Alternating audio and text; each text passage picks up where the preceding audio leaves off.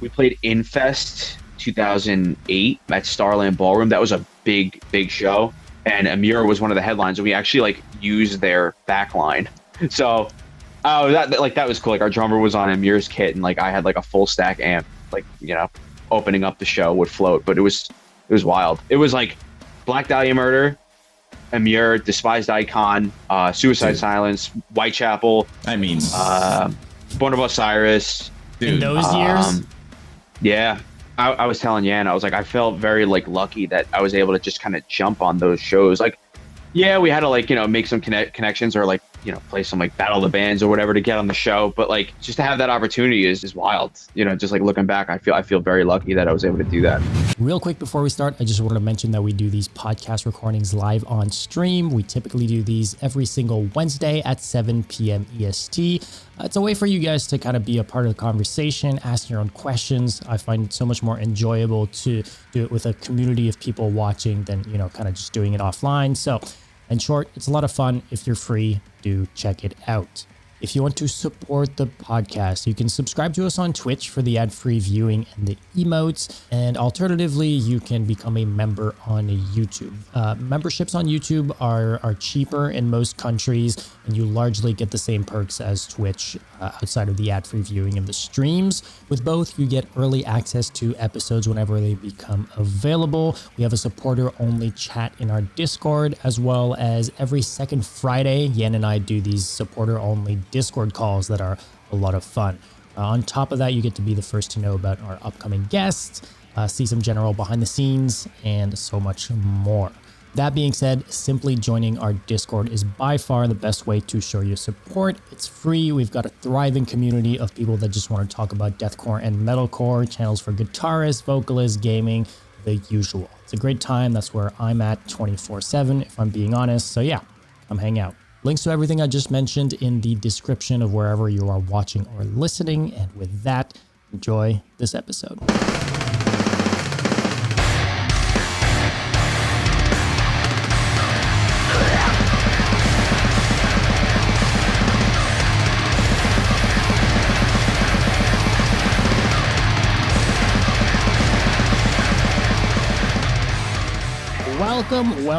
Welcome to episode 37 of the Brutality podcast. My name is Dom, and I am joined, as always, by my co-host, Yan. And this week, super excited for the guest that we have. We have the guitarist of many things, but namely, maybe people know him a little bit more for his work in Float Face Down.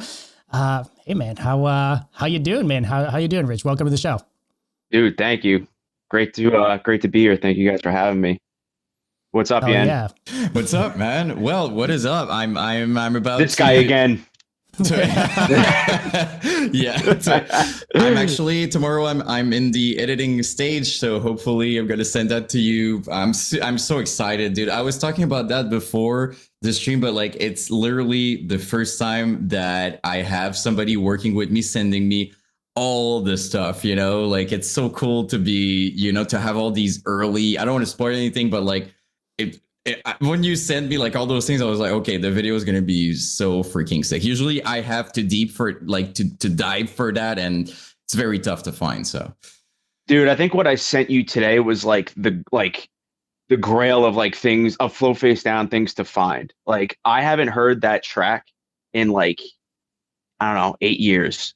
oh It was my on gosh. MySpace, and like when we recorded it, the guy gave us a CD. Like he didn't like this was in like 2007, I guess. And he didn't even like send us like a file. He was just like, here's your CD. So like Wow. I threw that out like when I was moving. So like I haven't heard that in such a long time. Realistically, like our original drummer, Mikey Polero, I reached out to him and I was like, do you have any like cool Flow Face Down stuff that like you could send me that I could send to my man Yan? And he's like, let me see if I can find before you go. And he actually like had a buddy that had it, so he forwarded it over to me, and I'm just like, holy shit, dude. That's so cool, because what I was about, honestly, because there's a before you go performance on YouTube. So I was about to just talk about the fact that you made that song, but like actually we wouldn't hear it, but now it's going to be part of the video. It's so cool. Got the real thing, man. I'll send that over to you. It's don't judge. It's like we actually recorded that track live We like it, like the guy recorded it for free. So we just like rolled up, set up, we recorded it live. I think Ron maybe did like a vocal overdub and I recorded the solo separately. But honestly, we were probably there for like an hour and a half. And it's like, honestly, for what it's worth, sounds pretty fucking tight. So is it all in one room or everyone kind of separate still and isolated? Like how'd that work? Ron was in a separate room. So he did his vocals separate. So I guess so like the mic wasn't picking up like cymbals and drums and stuff. So yeah, it's usually better when it doesn't.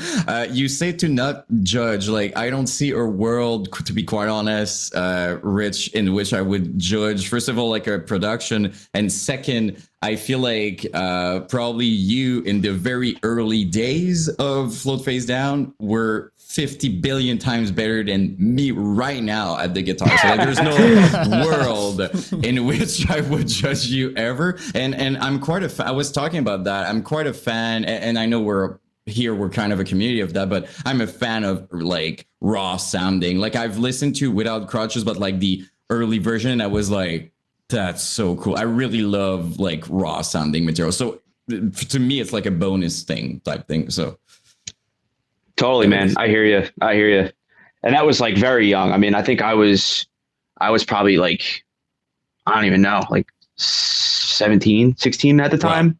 And I think, you know, like some of the other band members were probably even like a little bit younger. So, you know, were you guys, I mean, for context, you and Yan have both talked extensively to get the story to Yan sure. for his future video. But I'm curious, like you talk about being like 16, 17, like was this like a high school band originally, or were just other people in the scene, like from shows and stuff? Like how did it really start?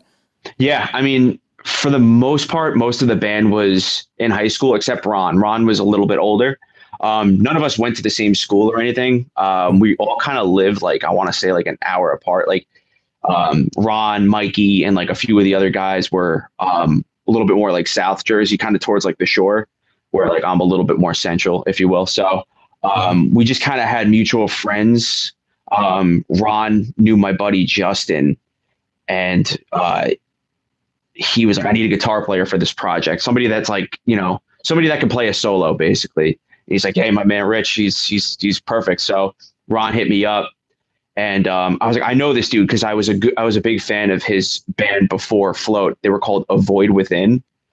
Okay. I thought they were pretty sick. They had like two singers. They were like very like raw, like hardcore, like metal kind of stuff. But I was like, dude, like I just knew the guy. He was like pretty well known around the scene. So like, sure, I'll come jam with him. And I was telling Yan, I was like, the first jam session that we had, like I hated it. I was like,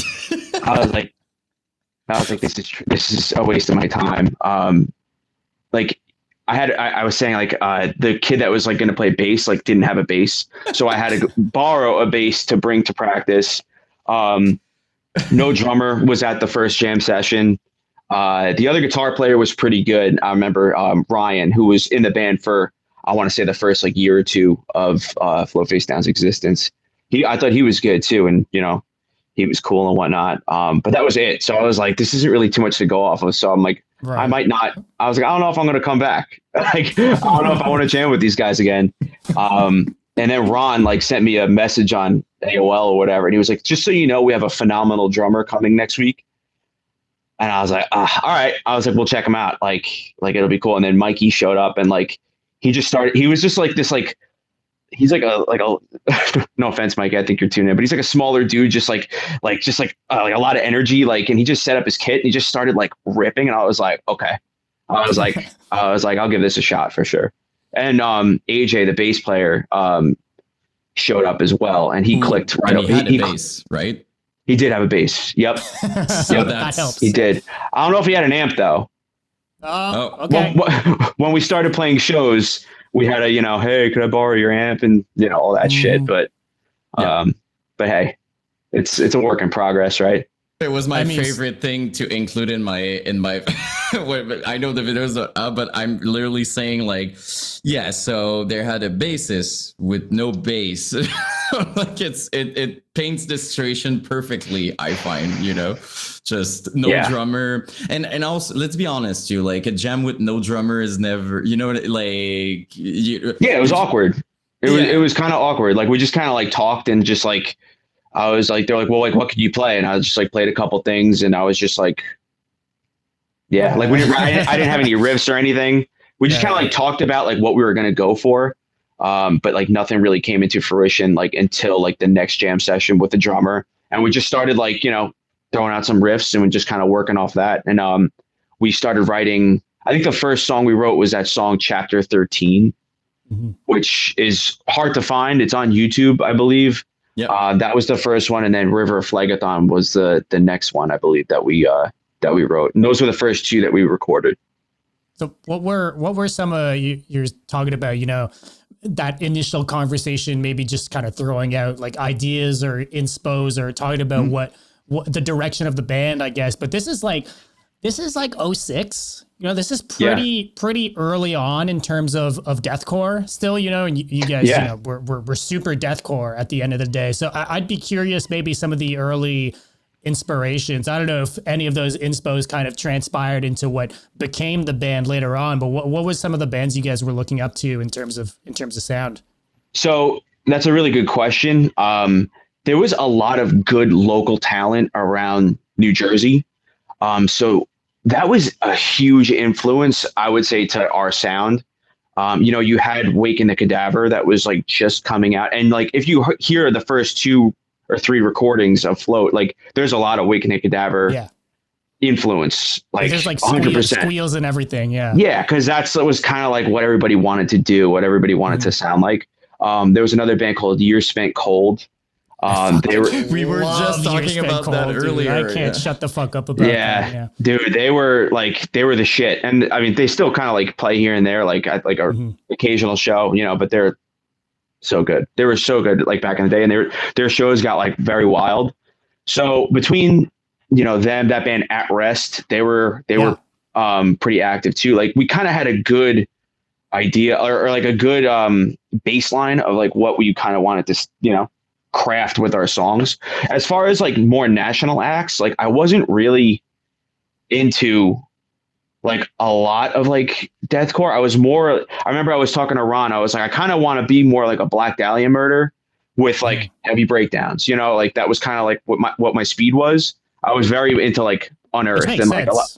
Yeah. Like you listen to the music and that's kind of like, the two worlds are super melodic, but also they're super fucking heavy, right? Like you can tell those were two very clear inspirations, right? Yeah, totally. But I remember I was chatting with Ron and he was like, well, he goes, I don't know about that. He was like, I kind of want to sound more like Despised Icon. I was like, I actually didn't really know of them at the time. That was kind of early. I mean, they had a couple albums out, I think Ills of Modern Man like just came out at that time. So I checked that out and I was like, holy shit, like I'm hooked. Yeah. Yeah. But like I said, man, like the local scene was in New Jersey, like at that time was huge, like it was so good. There was a band I see Wayne said Sky Set Unfold. That was another band that was like very like we played after them a few times and I was like, shit, like I have to like, we have to be really good because they sounded so tight. They were more metalcore, but I was like, I love them. They're so that was good. your shit. Yeah. That early melodic stuff was super metalcore driven ultimately. Yeah, right? Exactly. You were talking about Unearthed, like that sort of like, shreddy kind of riffing. Unearthed was my favorite band. I want to say up until like the past like 6 or so years, I kind of just like maybe grew a little bit out of, I grew more into like vocals, like that have singing as opposed to just like straight singing. But like Unearthed was just always my favorite band. Like at that time, they were just the shit. But like definitely very influential too, right? I mean, Unearthed was there very early on, and as we just talked about, like at first, deathcore started as a weird kind of metalcore. Like it was almost hard to separate. It was like kind of all. Some bands were more metalcore, others were a little more technical, but it was kind of all kind of evolving into. It came from a lot of the metalcore. I'd be curious to know, and I think I didn't even ask you that last time, but do you remember the first time how you felt the first time you heard Ron's vocals? Because he's quite powerful. I don't know in the early days how it was, but like, do you recall how? Were you like just like, oh my god, okay, he's got something there? Well, I actually saw his first band, or not his first, but like one of his earlier bands, that band Avoid Yeah. Within. I saw them at like a random like firehouse, like maybe 10 minutes from my house. And I think he actually booked the show. I didn't go for his band. I went for another band.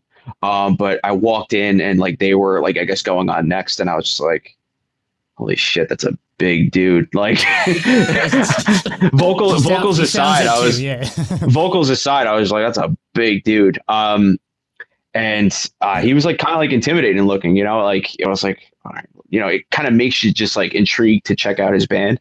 But the band was pretty sick. Like I said, they had two singers, you know, very like meat and potatoes, like chug chug, and you know, but he did like the lower despised icon. I'm starting to get it. Yeah, totally. He did a lot of the lower vocals, and like you know, he had another guy that did like the higher pitch screams.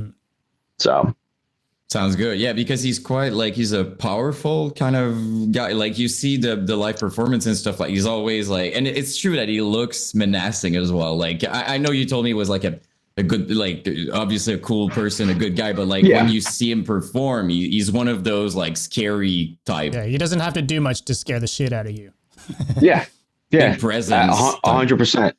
Yeah, and he kept like I said, yeah, for sure. I mean, he only got more tattoos and and more metal looking, but yeah. It's funny. It's funny you talk about, I guess, the two different influences, because looking at like older pictures of the band, like you can very kind of clearly tell like there's like the more bald dudes or like super short hair dudes, and then the guys with the long ass hair. It was like it was one or the other, you know. Yeah, and you man. can kind of feel like the hardcore and then like metal, or you know, it was kind of like makes obvious sense. even in the look, right? Yeah, totally. You know, like our first bass player like looked a little bit more of like that, like attack kind of look. You know, he had like that going for him, and then Ron with his like oversized shirts and like his like very expensive shoes. Yeah, and I walked in with like a skin fade, or like, you know, I looked like I'm like in Madball or something. Like it was a very eclectic group for sure, but hey, it worked though. I would be curious to know also like songwriting, like we talked about a little bit, but do you remember, you know, because the way I see it, it's like Run kind of wanted straight up, you know, kind of brutal like chug type thing, and you were more on the maybe like technical, like more, you know, melodic type thing. Like you really found with Float, like we're gonna get to that, but you really found kind of the middle. It was beat down, but it was also kind of, I would even call it like tech dead on a certain part. It was super technical. Do you recall like the first step of finding that balance kind of together when you wrote? Like, because you guys had that like from the beginning, right? Yeah, like, that was always kind of the mix that kind of stood out, right? Yeah, I mean, make no mistake, like Ron like wanted that certain thing, but he was also very much open, and like he liked a lot of like the same bands I did too. Okay. You know, he liked a lot of that, like, you know, good riff like style metalcore. Like he didn't want just straight like chords and whatnot. Like he was like all about it. So if I brought something to the table, like he'd be like, yeah, that's cool. Let's just play a breakdown after it. You know, we found a happy medium, and like those like early writing sessions, and like even I would say up until we were writing songs for Exidium Barum, like we always wrote songs in a room together. Like I never showed up and was like, I have a song, like, and it's done. Like that was never the case. And like at the time, like we didn't have like fancy, like I have like a pretty decent, cool studio now, but like at the time, like I just had my room and like a little amp, you know, so I would like, it wouldn't have even made sense. But some people even at that time were kind of going the, you know, the MIDI route, like the Guitar Pro, like tapping shit out instead, right? I don't have the patience for that. I don't have the patience for that.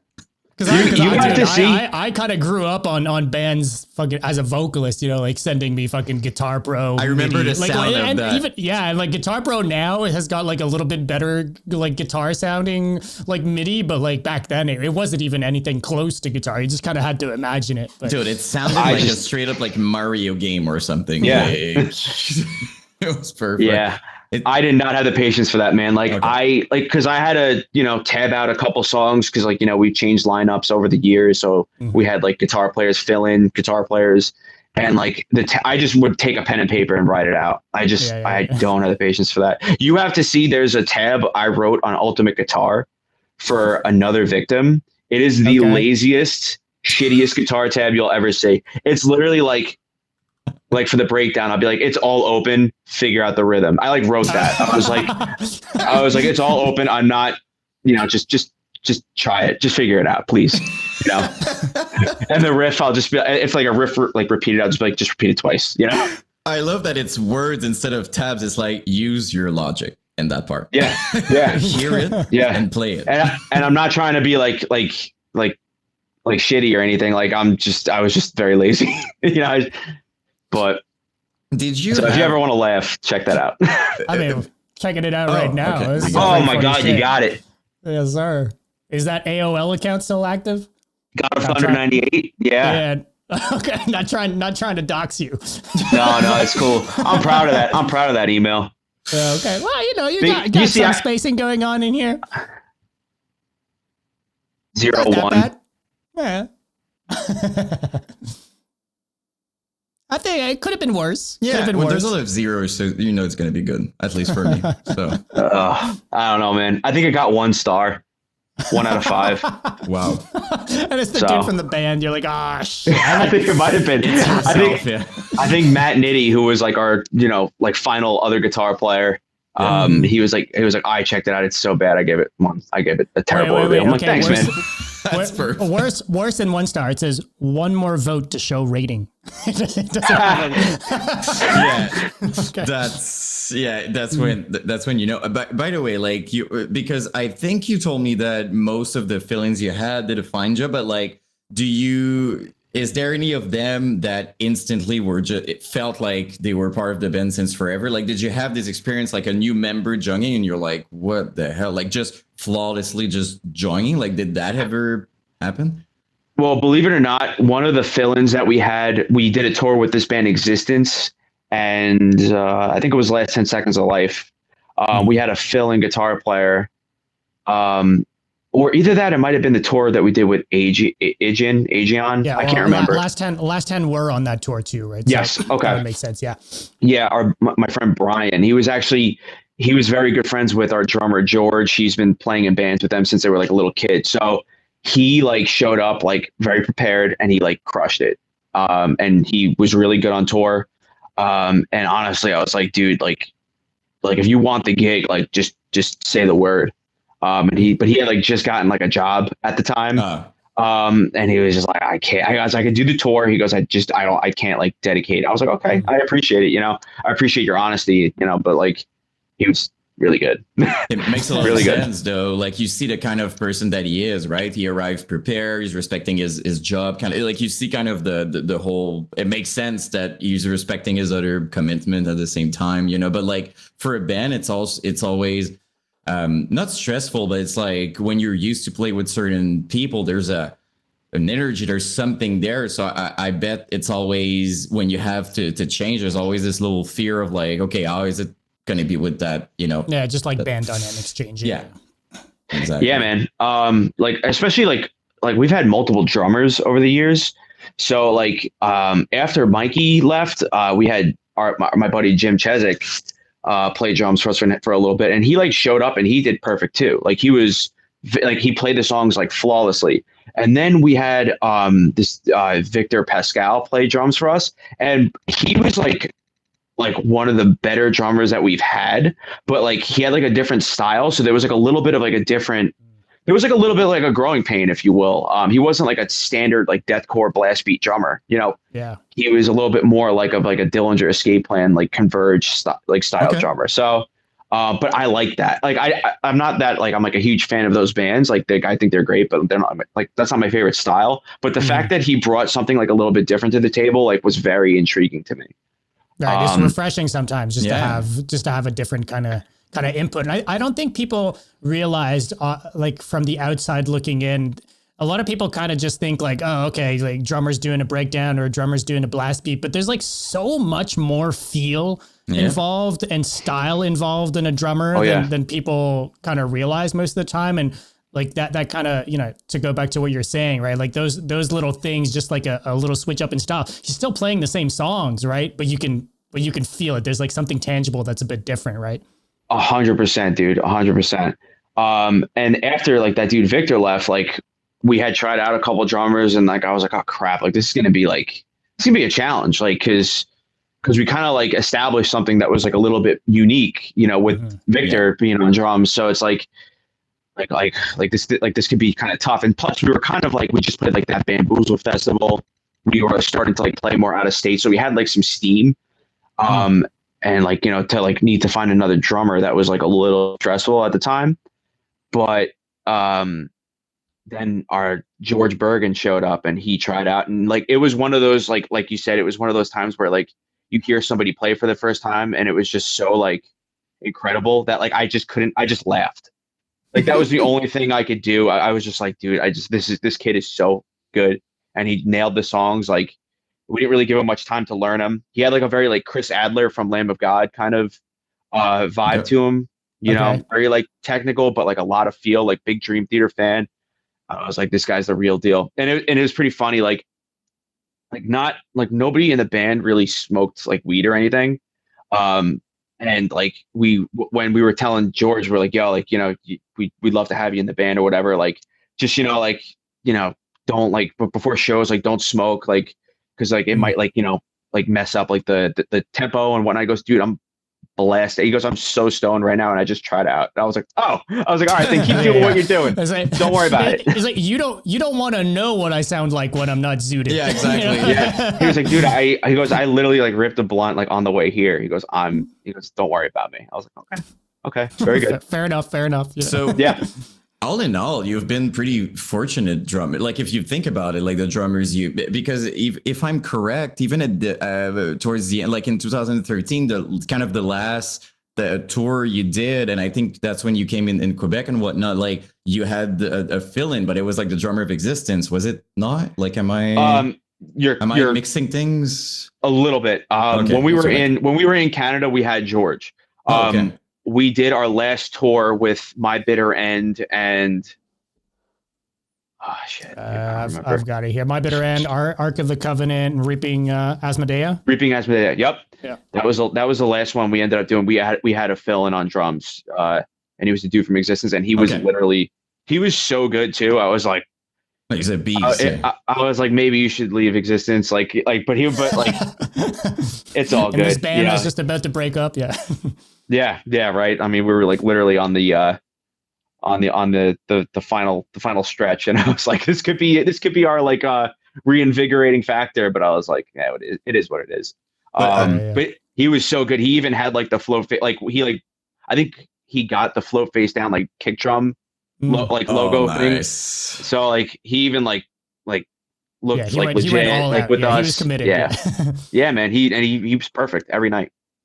That's awesome, because that's like a you said, man. Too. Yeah, very fortunate. Like I'm very like lucky to like play with all these like sick musicians like over the course of time, and still call a lot of them my friends. So yeah, it's very cool.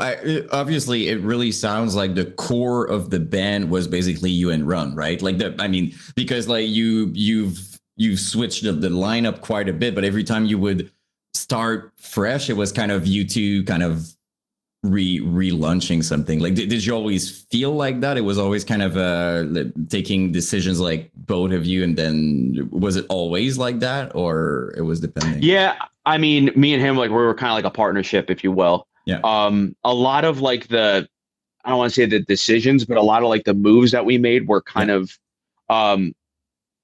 implemented by him. Like, but he would always like, I would be the first one he called, like to kind of like run something by, like, and just like, ensure that we were on the same page and whatnot. We were basically the ones that started in the beginnings, and then we were the final original members to be in the band. So we definitely had a good like working partnership, but regardless, like there was so many member changes, but we still kept it moving.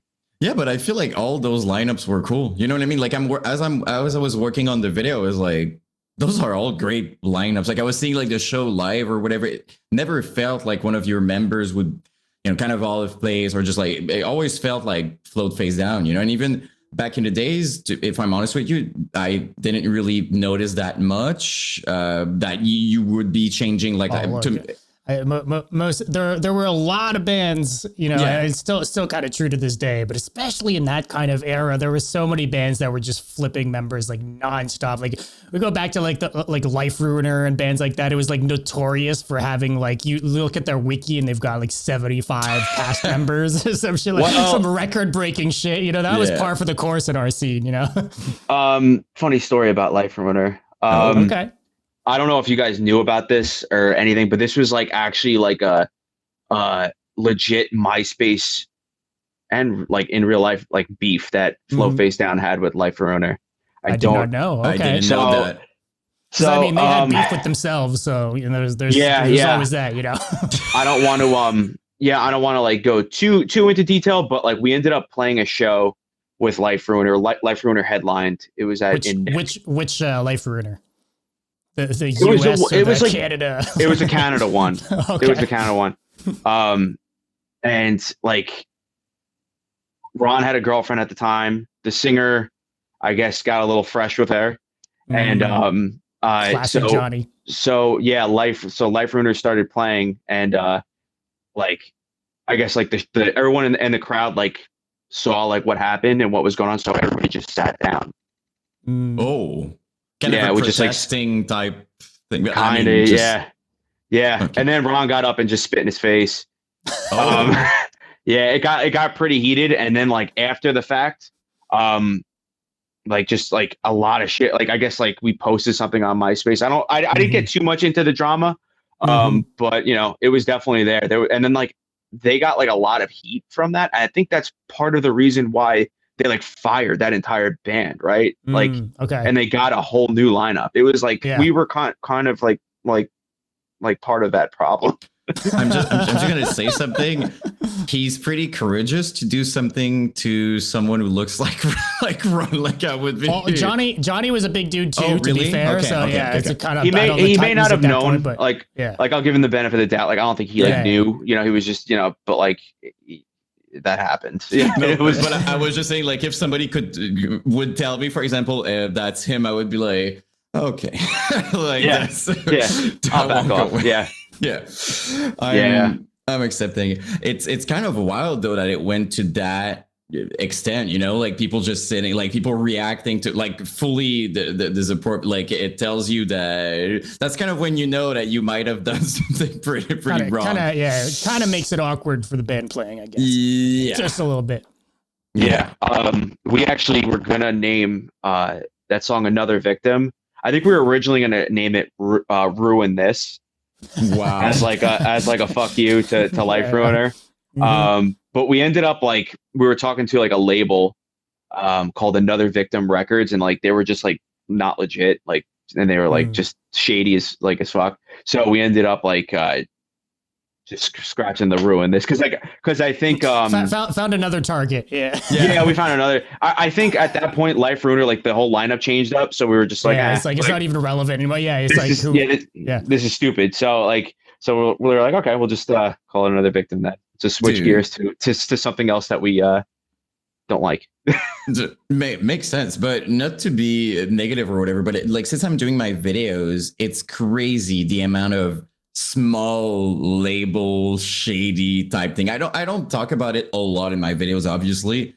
But ever since I'm hearing those stories, right, I'm like, oh my God, like there's quite a big amount of these things. Like, I guess it makes sense, right? Like if like the deathcore was on the rise, people were seeing that there was potential, a lot of people at shows and whatnot. But like ever since I started, I'm like, oh my, I'm hearing that doesn't make people bad people, like there are still good labels out there and good people doing good shit, right? There just happen to also be a lot of shitty fucking people, right? You guys, I mean, from what I'm hearing, also, that wasn't the only, bad label encounter you guys have had over the years. So I mean, I can only imagine rite of passage and all that, because I remember that. We don't need to get into it. I don't want to, but I just candidly just remember back in the day, you know, rite of passage being, you know, brought up as like, hey, we're creating this thing. And in my mind, I was like, wait, this is such a weird, it was like a parent, like a sub label to Media Scare, and he was kind of like, wait, I had a quote somewhere because this was really good. He said, it's like Rite of Passage Records is the perfect model for an independent label like Media Scare to really develop and nurture up and coming acts. I'm like, okay, that we feel have a long and bright future without exposing them to too much too soon. That's like that's like such a weird sentence for me to read out. And I remember back in the day, I was like, what's really in it for these bands? Like it felt kind of like a, you know, oh, we'll sign you guys to like a shitty deal to maybe get your hopes up to eventually sign with Media Scare and have a shot at something else or something. It was almost like a trial, kind of like a trial that's what it felt label. like, yeah. I mean, you know, I heard a lot of people comment on like Lamb Goat. They're like, yeah, it's a sub label of a sub label. Because I think at the time Media Scare was like under Century Media, or at least they were in the past. That could be wrong. I'm not 100% sure. But like a lot of people were saying sub label of a sub label. Like, wow, great. But hey, they put out that album, so that's cool. At least, they had a few cool bands, to be fair, also. And as did Media Scare, right? Like it's not like no dig on the music or any of the bands that were on there. I just think, you know, we've all heard a lot of stories of how it kind of, you know, put some people out of business, to put it lightly, I guess. Yeah, for sure. I mean, you know, between them, like Victory too. I know Victory has like a history of a lot of that stuff. You know, like I think ideally I wanted to be on Metal Blade, like a lot of metal bands. You know, it's like, but I just like there was so much like talk that like you had to have a certain look, like you couldn't wear like the Nikes and like you couldn't wear like basketball shorts and stuff. So like you have to be metal. you have to be more metal. Well, so like we did play a show in California and like there was a few label execs there, like Metal Blade being one of them, and we all like were like, let's just dress a little bit more metal today, just in case. Gotta get the makeover before no camo shorts, like we were just like black everything. I mean, we're already signed. The Nathan Explosion look going on just to make sure. Yeah, we were already signed at the time, but like we wanted to still make a good impression, if you will. Yeah, sure. I mean, anything's possible, right? Those sort of things can sometimes lead just to opportunities in the future. Buyouts also happen. I don't know. There's like a bunch of ways those things can kind of go, right? There's I don't think there's much negative in having label attention.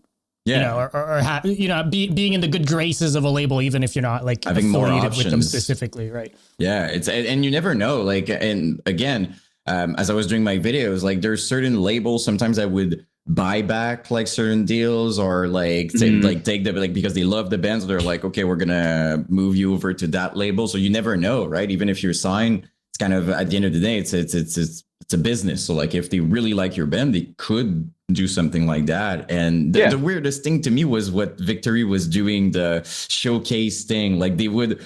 That wasn't just Victory, by the way. Well, I know you've heard a few Victory stories, but that was a bunch of labels would do these things. But to me, it doesn't make any sense. Like the band would be playing in front of like 4, 5, 6 executive, but that's it. So like there's no crowd, there's nothing, and you're playing like metal with no reaction, with nothing, with people just like people at a desk, just like taking notes. Like that's weird. That's kind of like, it's always going to be awkward. Like even the best band ever, that's going to be kind of super awkward, but I don't know. So like, as much as you hear those stories, you name Metal Blade, I feel like it was kind of the label that a lot of people wanted at the time, like them and Century maybe with like Suicide, but like Metal Blade, you know, if I'm correct, Whitechapel, Job, like they had like super like big sick bands. They were both of those labels are legacy labels, right? Like they had been around for a while and had like a really like extensive roster that goes back to these legendary fucking bands and stuff like that. So I think that was a lot of the appeal for a lot of people too, right? Yeah, a lot of credential, like you basically you knew that if you would be under Century or under Metal Blade, it was kind of a game changer probably for you, like for real, because there's a lot of bands that it was just like you'd think it would be, and it wasn't that much. But with these bands, to be fair with those labels, they were doing a lot of like Metal Blade. They were promoting the hell out of their bands and stuff like that. So you know, at least from my perspective. I remember But when we toured that band Abiotic, they signed more recently to Metal Blade. And just being on tour with them like gave us like there was like little bit more buzz to the tour basically because Metal Blade was I know it was in like Decibel Back magazine or something like the tour or Abiotic was promoted saying on tour with like Flow Face Down and this band called The Burial too, um, who was my favorite band I've ever toured with, by the way. The Burial, they were the sickest band. I don't know if you ever heard of them. Check them I out. actually haven't. I had the name pulled up on shows and tours you guys had played over the years, but what kind of music are they, the Burial? They were not very like breakdown heavy. They had a few here and there, but like a little bit more like I'm trying to think of like a comparable band. It's kind of tough. They had like some like faster like riffs, like a little more behemoth, if you will, but they were like a Christian band. okay. Which is wild. Like we every time we toured with a Christian band, like we always got along like famously with them. Like they were just like always we were always like the best of friends. Like and yeah, that band The Burial is sick. I actually did a guest solo on this song Quintessence. It's on In the Taking of Flesh. It's their second record. Okay. Yeah, dude, they were so good. And How was they're that experience? I'm just curious. I don't want to cut you up, but I'm just curious how it was to do that guest. I was pumped to be asked to do it. Myself and Matt Nitty, who was in Flow Face Down at the time, we both did a solo on that song. And I mean, like I was like, I didn't have any way to record it, so I was like, Matt, like, do you know anybody that could record us? So he goes, yeah, my friend could do it. So I just went to his house, like, and we just went to that studio and laid down the solos really quickly, and yeah, I still listen to that song. It's really good. It's just like an instrumental, like very solo, progressive kind of song. Very cool, very cool. And their guitar player and vocalist actually, I think he plays bass now in Miss May I, Elijah. Oh wow. Okay. Yeah. I personally like Miss May I, so I'm like, oh, that's me too. That's awesome. Like me too. I cannot shut up about what's it like forgiveness in the name. I don't remember. Forgive and Forget. Yeah, this specific album with all these songs, dude, like I still think it's all like now I still think it's super good. I was telling them the other day, like Miss May I is one of the best that I still enjoy. More, of course, more metalcore, like it's not but amazing. Yeah. They're doing a bunch of like 15-year stuff around that album specifically, right? Is that the album they're redoing right now? Yeah, they redid. They kind of.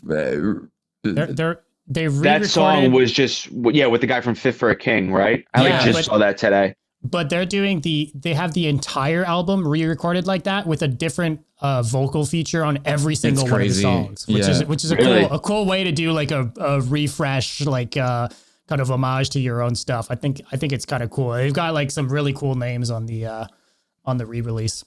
And I think they recently changed their lineup. Like I don't know, like I think they're the killer player or something. But like for the longest time, I think it was like the same, like the same people in Miss May, which is honestly like quite rare. Like if we're honest, that's another thing that I thought was special. Yeah, they're going huge.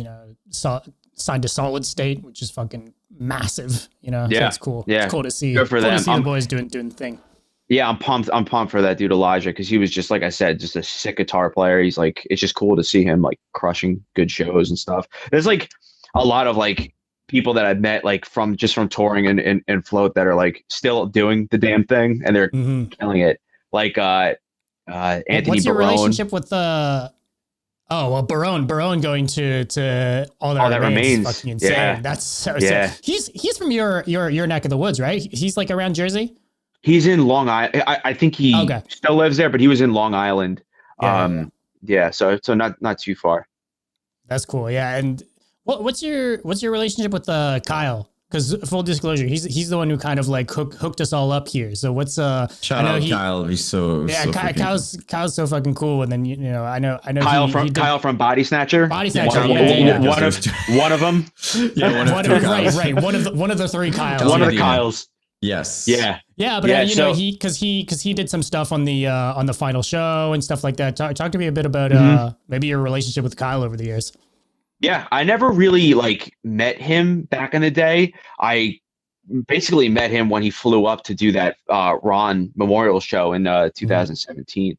I think Shope had actually like reached out to him to do it.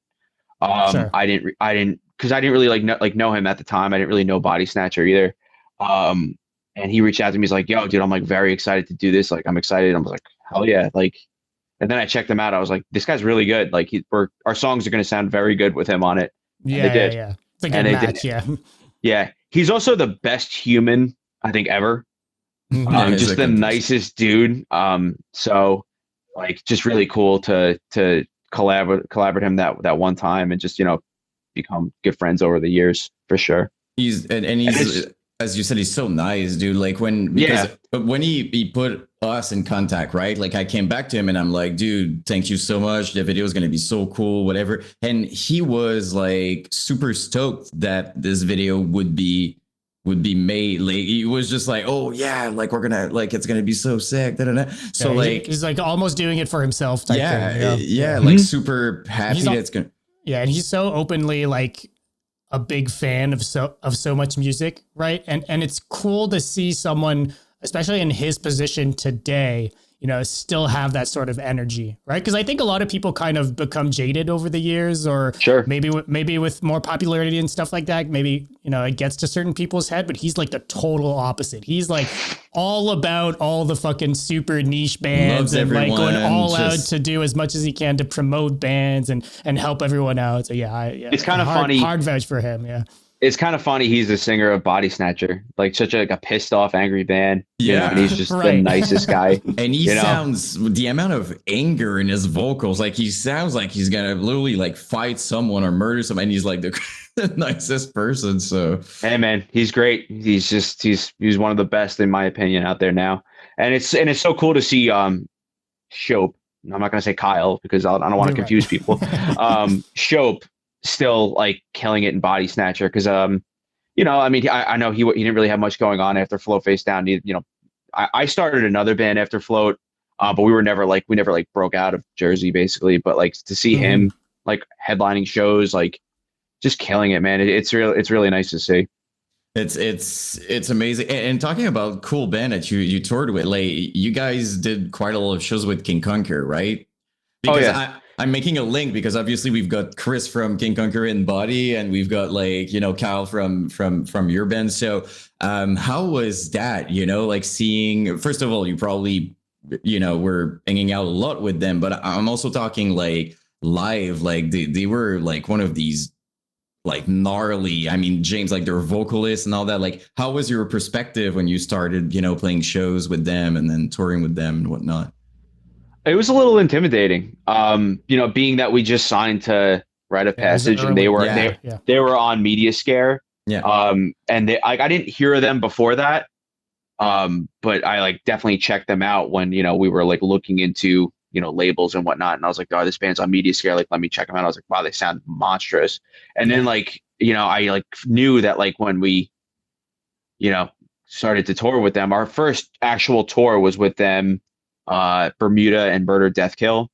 So like I was like we have to like be as good as King Conquer or at least try to, because they were like the most comparable band. Bermuda was more like on the gent side and Murder Death Kill was more on the hardcore side. So I was like King Conquer, like they're very much like us in a way. So I was like let's try to be as good as them, and I don't know if we really pulled it off. At least the first show, I don't think we did. Honestly, I thought they just. Boy, what happened the first show? Oh my god, my guitar cut out. Okay. I had a gear issue, like, and it happened like right before like one of the heavier breakdowns, and I just cut out. And I was like, oh. So just an it's extra okay. long it silence happens. before the breakdown. Yeah, shit happens for sure. Always at the worst time good. possible. No, but I was curious because King Conquer is one of the, like, we would be talking about the impact in the scene when King Conquer, as you guys, right? Like as Float Face Down, but like one of those redefined heavy. Dude, like the heavy breakdown was redefined with and bands like you guys and King Conquer, Iggy and stuff like that. Like crazy. Yeah. I think James was one of like the sickest vocalists, like just a very good like live. He sounded like perfect live all the time. knew how, like good front man, knew how to command the crowd, and he had Chris behind him, like with the pissed off vocals too. Yeah. So I mean, like to connect it to Body Snatcher too, like when I saw Chris was joining the band, I was like, yeah, like they're gonna like they're just gonna Right, kill like it Body from Snatcher there, was here, but like Chris joining is like, okay, this is bringing it somewhere else for sure. 100%.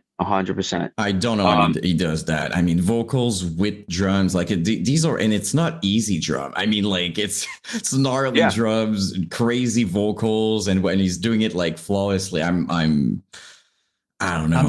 I'm just missing a headset out of him. We just need to get him on the headset wave. Yeah, right.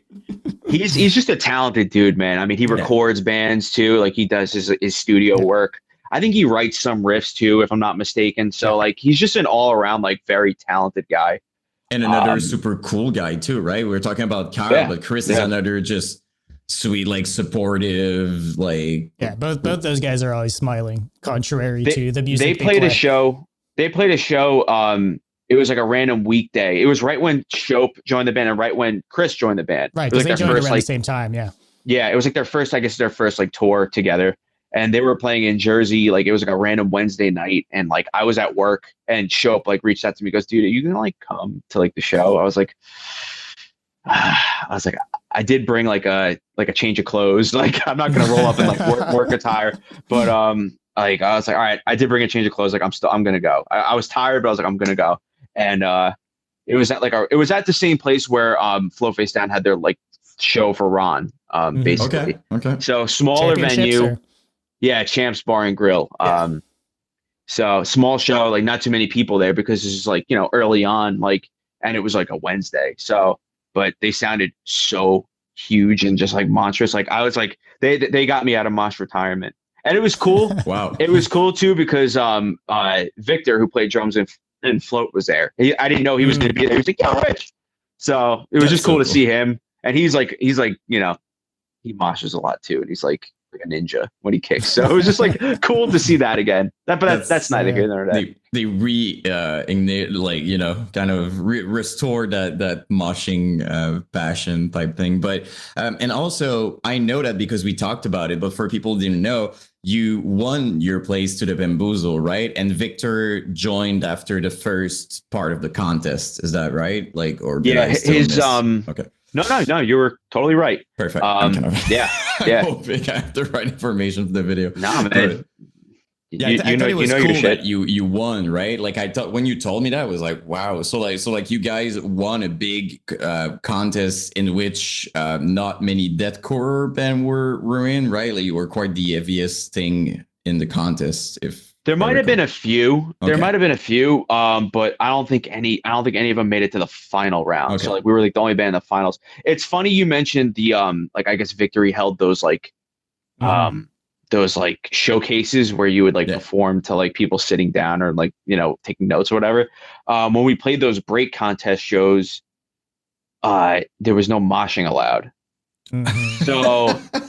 So like everybody had to stand there and just like kind of just like this, like there was a lot of head banging. Like I think I mentioned to Yan, there was like a dude that like was like knocking himself out basically in the crowd. I can't hit other people, but they said nothing about hitting myself. My friend Mike at the time, like I saw him like first song in, like Hulk Hogan ripped his shirt open. It was like there was some weird stuff that went down when people couldn't mosh to the songs. But it was kind of it was an experience, man. It was at the Stone Pony, which is like a legendary like New Jersey venue. Like Bruce Springsteen and Bon Jovi like got their start playing there and whatnot. So really good sound though too. So like we sounded like huge, like great PA system and whatnot. So like the fact that people couldn't mosh was kind of crappy, but it was a good opportunity for like our parents and stuff to come out and see us and not have to worry, about getting hurt. You won't get kicked in the head. You're safe at this one.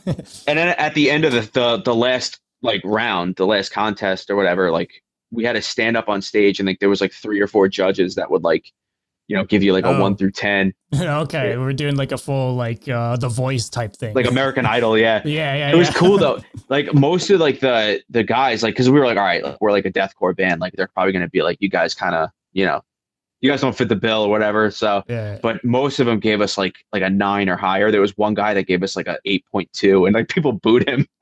So, Wow. so yeah, it was, and funny story. There's no video of this. Thank God. We had to do a cover. Like every band that made it Oh, to okay. every band that made it to the final round had to do a cover. A full Idol and- experience. Yeah, right. Like I was like, okay, whatever. And I was like, all right, like let's do something metal, something, like let's, you've seen our Slayer cover, like that was like that kind of became our thing.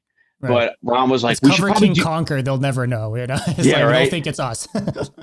But Ron, like, believe it or not, like he was very good at like thinking outside the box and like looking at the big picture. He's like, we should probably do something like a little bit more Bamboozle, like a little bit more like outside the box. So we ended up covering My Friends Over You by Newfound Glory. Oh, cool. It was honestly, like, believe it or not, like a lot of the people that were at the show like did like it, and a lot of people that don't listen to metal like liked it. Yeah. But they actually like dinged us. Like one of the judges was like, well, you didn't really sing it. He's like, somebody should have sang it. So, but whatever. Hey, we still got on the bill, so no regrets. I guess we did something right. Yeah. What were some of the bands on Bamboozle that year? Because that's like a super eclectic like kind of festival, right? Yeah, totally. And it was a really good lineup. I know Amir was on it. Miss May I, speaking of, I think they actually played at like a similar time than we played. So I was like, shit. I was like, I hope people don't like, go and watch them instead of us. But I think it worked out where like they were finishing up and then we were going to get started. Sure. So they played Paramore, Journey, who else? Hanson. A lot of cool Bullet for My Valentine played. I actually met Padge, who plays guitar in that band. I met him like in catering after. So that was like kind of like a starstruck moment because I admittedly really liked Bullet for My Valentine. So of course, that was cool. Yeah, so that was cool to meet him. Like, let's just be real here. Like, I think everybody here at least listened to them a little bit in their life, if not more. And they're still to me, they're always going to be like this legendary cult band part of like, I consider them as like, well, they went mainstream for a metalcore band as far as that style goes, right? Like they kind of were one of the bands that kind of transcended just the metal universe that we were in, I still think it's good for that matter. Like, you know what I mean? I loved that one album, with Tears Don't Fall. I never remember the name of the album is, but dude, so that album's fucking insane. And that was all at the same time as like, you're talking about Unearth and As They Lay Dying and all these bands, that were super, that kind of like metalcore sound was like kind of at its peak at that point, I think they were on that Trustkill Records. I think their like U.S. distribution was through Trustkill, and Trustkill was like a huge, label and like a huge movement at that time. That like 2005, 2004 timeframe. So a little before Float got started, but yeah, I mean, two other bands that played Bamboozle, Kesha and Drake. What? Hell yeah! So that was cool. That was really cool. Yeah. Drake had like 5 buses. Yeah, I can see that. I can see that. I'm not extremely surprised. I would have been surprised if you would have told me that he has like a regular tire. Yeah, he came in a car. Yeah. Yeah, I remember hearing like the people on the walkie-talkies like Drake's running a little late. He was coming from Boston, but like some of like one of the 5 buses is almost here. I was like, Jesus Christ, like 5 buses. I was like, the whole launch. We don't even have a trailer. Yeah. Yeah, but it's still cool that you perform at the same, event that Drake performed. It's kind of still cool. I think the thing that like I take away like from that was one, it was like pretty hard to get on that show. So like the fact that we were able to like, sell those tickets and like, bring like such a following so that we won the break contest was very cool. But also like you could win the break contest and get on Bamboozle and play in front of nobody. Because unless because there's so many good bands, like if you're playing at the same time as like a huge act, like it's going to be hard to kind of draw a crowd. And we had a pretty like couple thousand people, like monstrous crowd. So I was very excited about that. We were at that time we were kind of getting friendlier with Frankie Palmieri from Amir. Mhm. He was getting started with his management company, so we were kind of like in talks with him. Yeah, So he was I was starting like, his label around then, right? yeah, yeah. So I was like, I'm hoping that like it would be kind of cool if we can get him on stage with us, or like if we can get Ron on stage with Amir. Mm. But Would have been super sick, honestly. we tried it, but I think their management was there and they were like, nah, this is like just you guys do, Yeah, just yeah. play your It's set. probably, Just play your especially like set. at a festival type thing like that, right? Like they're less in control of what they can and can't do. Also, like Yeah. there's already so much going on that's like as opposed to a headline show where it's like their thing and like they're it's their crew that's running the show. Whereas like at a festival, it's always kind of like everyone's kind of like wondering what the fuck's going on and Yeah. dependent on other people and stuff. I think it's Yeah, man. awesome that Frankie still. To me, it's an achievement in itself to be noticed by Frank. That's Frankie was like, dude, like you're a band, seeing the potential and all that. To me, in itself, is already an accomplishment, and also goes to tell that Emure picked up some traction pretty early on because you guys played with them in their upcoming days, right? Like you played one of your first shows with Emure, if I recall. You're right. It was at a fire hall, it was like I knew who they were because like I saw them on MySpace and whatnot, but I wasn't really. I think it was like a little bit before Goodbye to the Gallows came out, Mm. or maybe it was like right like at that time frame. Yeah. And Which is right when they blew up, right? yeah, totally, totally. And just live, they just sounded monstrous. They had like full stack amps, which I thought was pretty cool in a fire hall, Yeah. But they just sounded so tight, and it was cool. Like, like the story kind of goes 360. Like, we end up, befriending Frankie and whatnot. But when we played Infest 2008 at Starland Ballroom. That was a big, big show, and Amir was one of the headlines, and we actually like used their backline. So, Mm. oh, that was cool. Like our drummer was on Amir's kit, and like I had like a full stack amp, like opening up the show would float. But it was crazy show, like about like a couple thousand people there. It was wild. It was like Black Dahlia Murder, Amir, Despised Icon, Suicide Dude. Silence, Whitechapel, I mean, Born of Osiris. In dude, those years, Yeah. Since the Flood played, that was one of Sick. Nate Johnson's bands. right? I think, Right and there was like after- some right some after good Fit, death right? metal. Yes. Because- Well, right before Fit. Oh, okay. Yeah, he was in Deadwater Drowning, Through the Eyes of the Dead, and Since the Flood. Oh, At least right. those It are was the right ones- after Through the Eyes of the Dead. Yeah, that's what I'm mixing up. Yeah. Yeah, yeah, and then I remember Fifth on Autopsy like snagged him, but there was Cryptopsy was on that. I think Cataclysm was on it. dude, I mean, it's it's absolutely insane. But if I recall, because I don't think we talked about that time, I don't think the 2008 is mentioned in the video, but I know you did the 2007 Infest as well, and this lineup Yes. was also freaking crazy, like Suicide Silence, all those bands. Like sometimes I look at these things and I'm like, how Yeah, we didn't know how good we had it until No. now. like what? Well, the hell? I think Infest was generally like an off date of Summer Slaughter Tour. oh, So- okay. Yeah, Makes sense. so it was kind of like one of those like the stars align Yeah. kind of shows where it's like an off date, but you have like some good We local have that. bands and We have that here, like Summer Slaughter, instead of actually hitting Montreal, they do heavy Montreal. They're just a part of yeah. a bigger festival lineup, and it kind of just gets splits off between the 2 days. Which So was it's kinda crazy like, too, right? Like if I recall, yeah, sure. the Like lineups were cool the too. big, all the regular big metal band headliners, the Corns and the Megadeths and all that stuff. But it's always funny to see like it's like Summer Slaughter plus some more bands. hmm Yeah, man. I was telling Yan, I was like, I felt very like lucky that I was able to just kind of jump on those shows. Like, yeah, we had to like, make some connections or like play like, play some like Battle of the Bands or whatever to get on the show. But like, just to have that opportunity is wild. Just like looking Mhm. back, I feel very lucky that I was able to do that.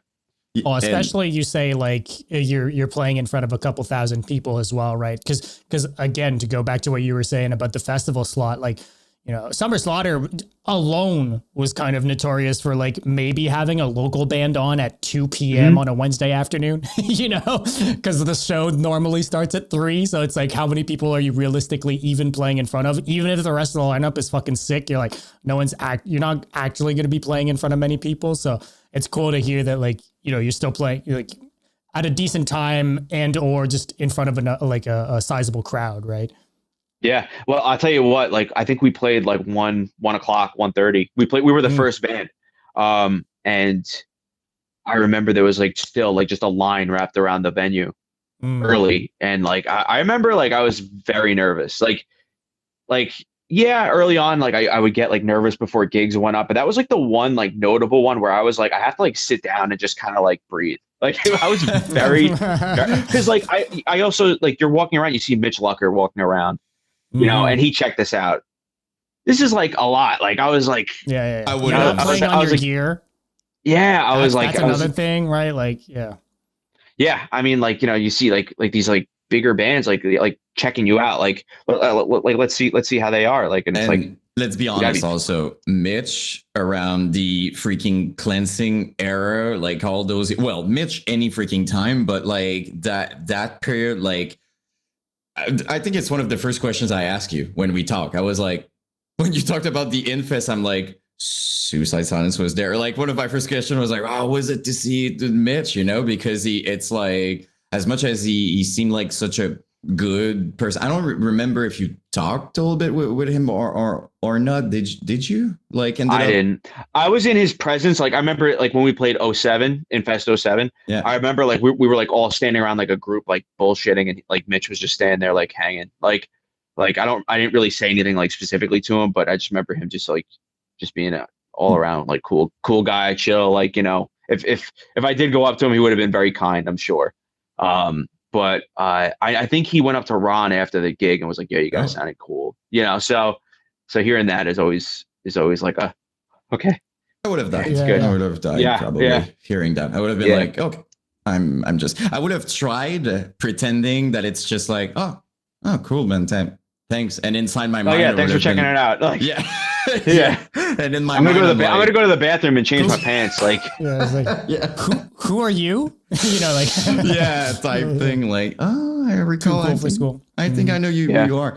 But let's be real. Like that, like 2007, 2008, 2009, those years, like, dude, like it was something else. You know what you just mentioned in 2008.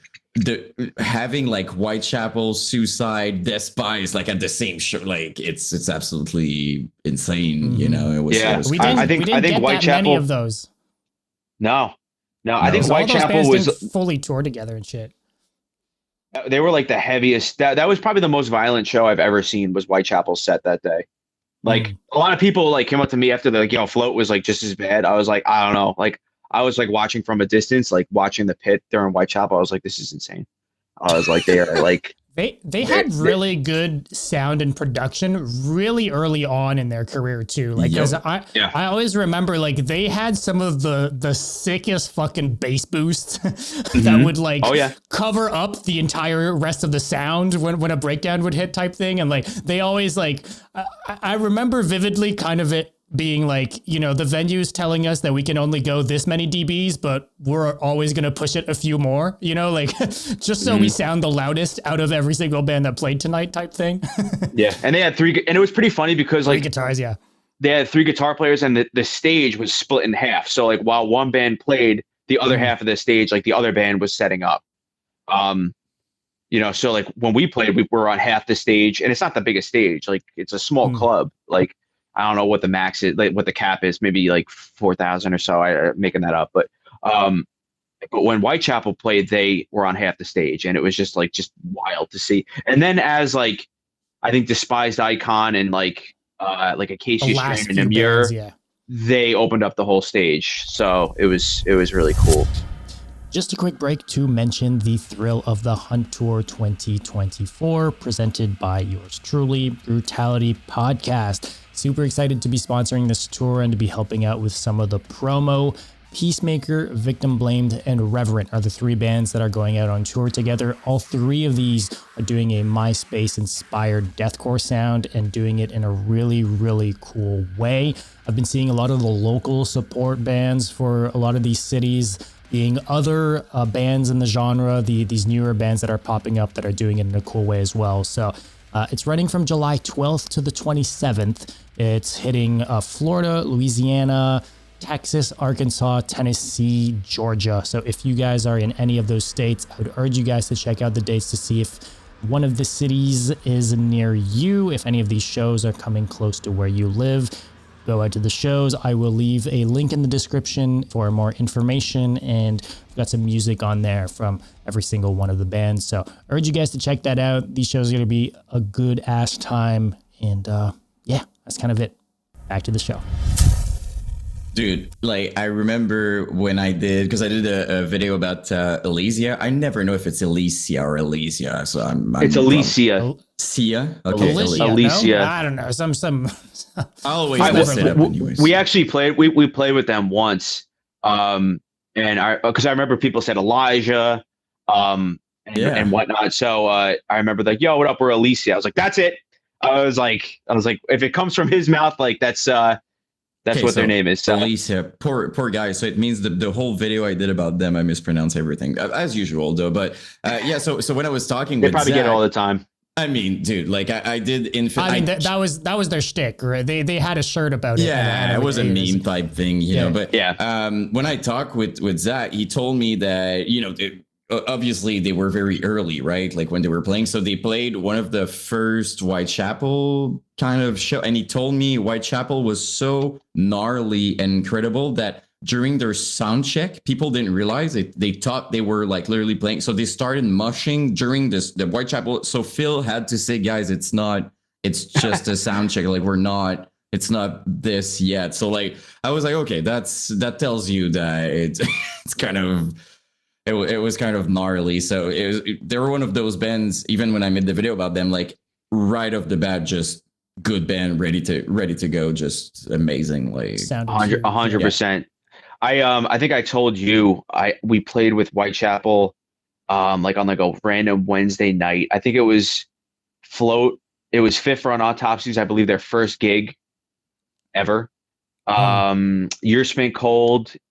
It was maybe Impending Doom and Whitechapel. Dude. Jesus fucking Christ. And honestly, man, it was like at least like when we played and like it wasn't really that packed, which is wild. You know, that's I think what I was saying. We didn't like realize we had tour it good nowadays. back then, dude. Because when you think about a lineup like that, it's like, oh, I would kill for a lineup like that today, you know? Yeah, man. Yeah. And we played that same venue, like I was saying, with Elysia. And but that was like a Friday night and it was packed. It was like them, this band, I think their name was Daughters or Catherine or something. I can't really remember. Yeah. Catherine was a band. Oh, and Stick to Your Guns. Stick to Your Guns played as well. So and that was right when like that big song like broke on MySpace. What was that? Move with the breakdown. Yeah, I don't remember. Yeah, I don't remember the name of the song. I know what you're talking about though. Yeah. But it was big at the time, and like they drew a big crowd. But I remember like, dude, I was like because like everybody liked Elysia, so and when they played, they were super tight. This is more. Thank you. Yeah. But like Elysia crushed it, dude. They were very good. Elysia, very good. Dude, I've never seen like the crowds were just like wild for Elysia. It was just like you look at any videos of them playing like anywhere on YouTube, and every single time people are throwing themselves everywhere. Like just like one of those.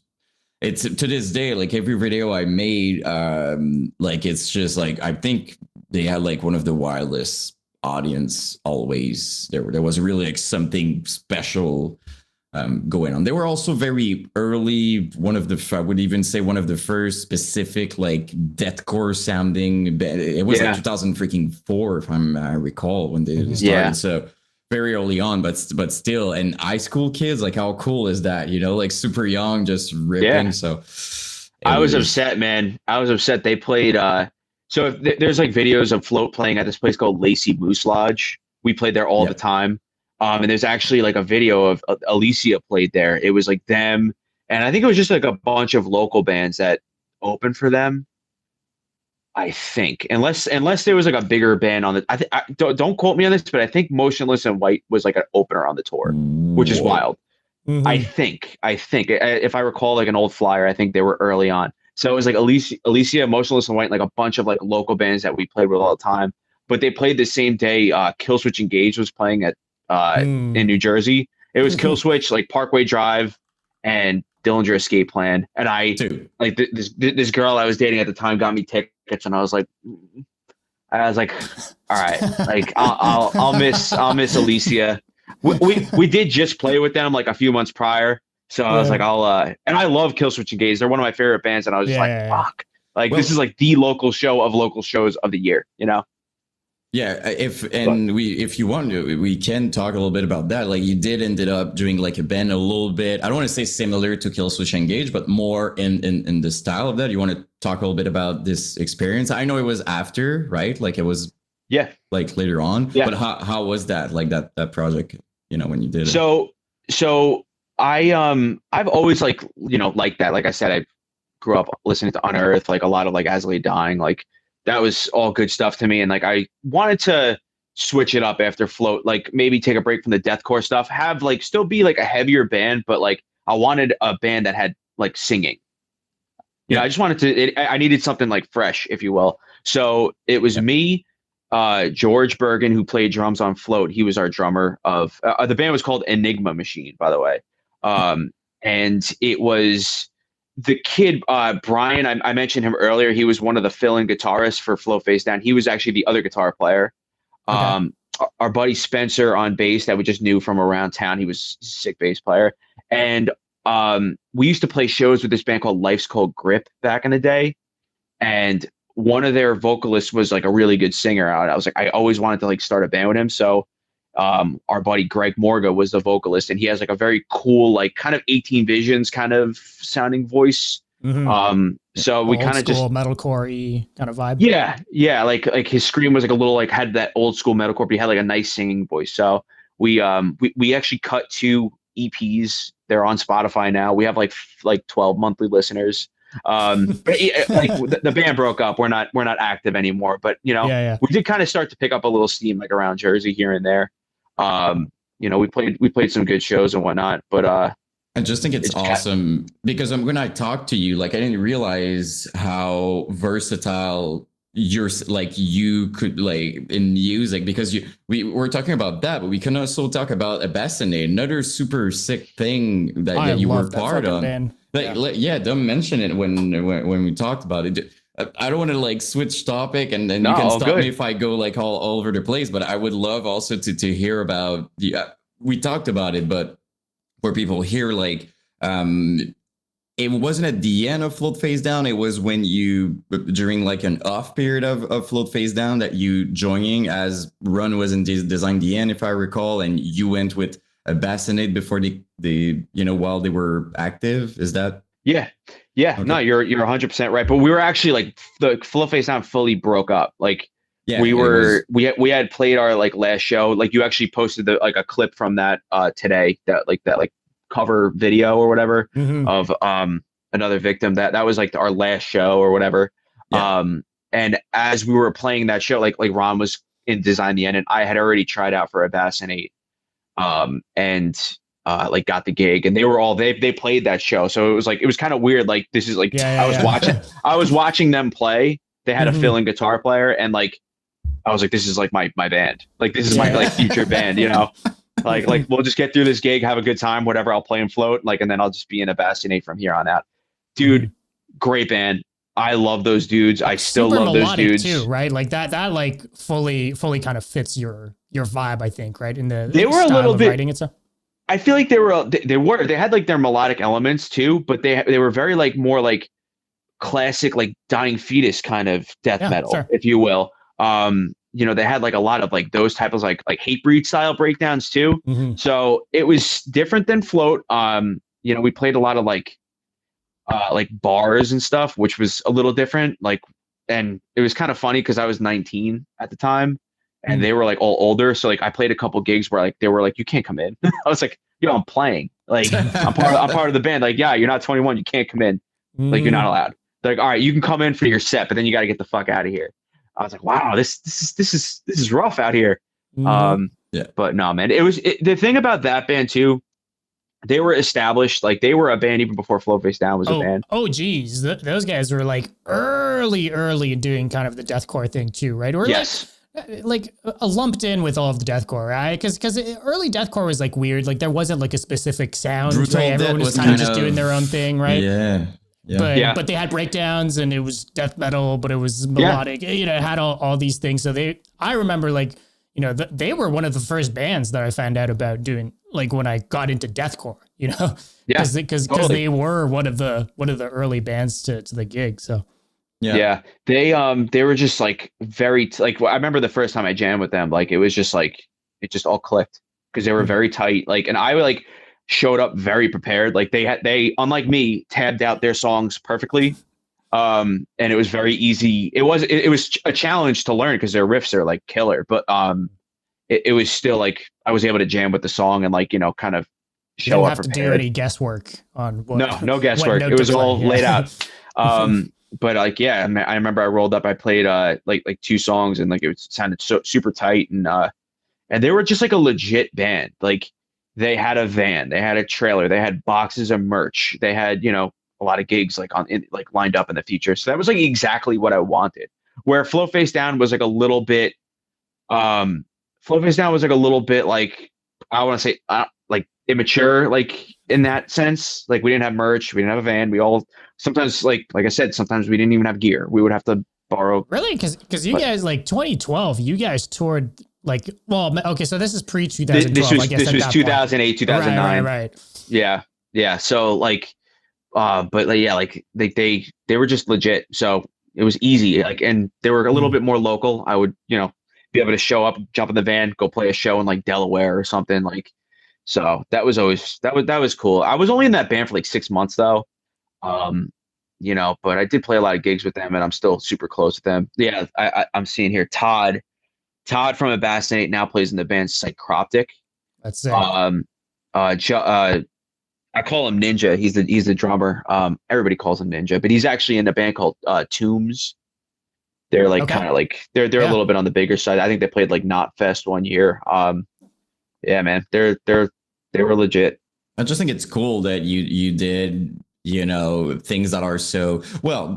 Someone could argue that Abassinate is not so far from Face Down, but it's still super different, you know. So like. Yeah. Because to me, when I heard it, right, when I was doing the video, I went to I classify more as like a straight up like brutal death sounding band. Even the logo, the aesthetic and stuff like I felt like more on the death metal, but heavy death metal side.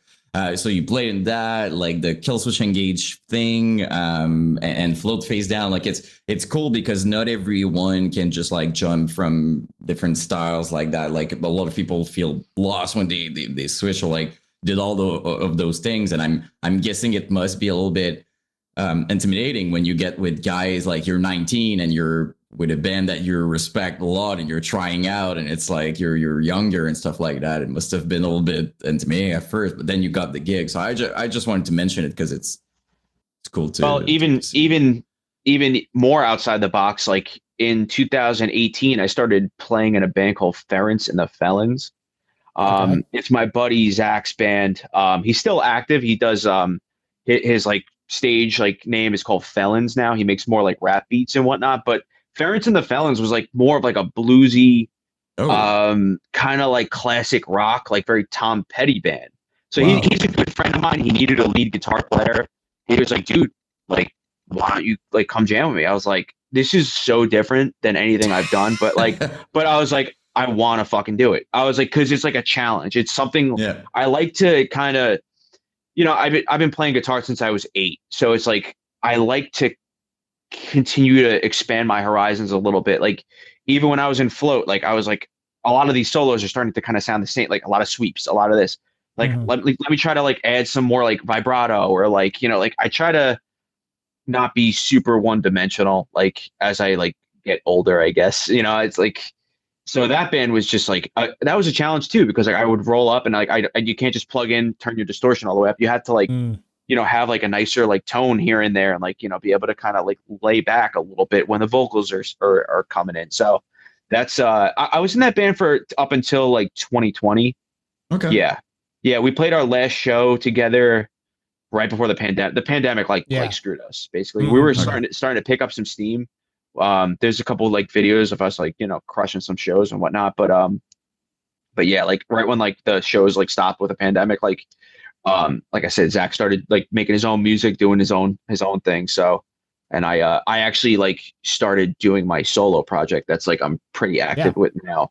Well, More. what I was kind of seeing too, though, like because I was kind of looking like at your YouTube channel and like the different kinds of covers you've been doing over the years and stuff like that. And I mean, it's very apparent that you've always had a ton of influences outside of deathcore. Like the only deathcore songs in the covers are "Float Face Down," for being honest, right? So it's like I'm seeing Kiss, I'm seeing Dream Theater, I'm seeing some more classic rock style stuff, right? So, but I'd love to kind of get into some of the solo stuff too. How's it been? Because I'm assuming with Float, you seem to have a pretty heavy hand in the songwriting to begin with, right? But how's it been kind of writing more for yourself and doing the style you're doing now and getting into doing some, I'm assuming you're kind of producing a bit more as well as you go along with it. So how's that been? And I guess the journey there. It's been a journey. There you go. Like I said, when I was writing with Flow Face Down, I wrote a couple songs with a Bassinate. We always wrote as a group together in a room.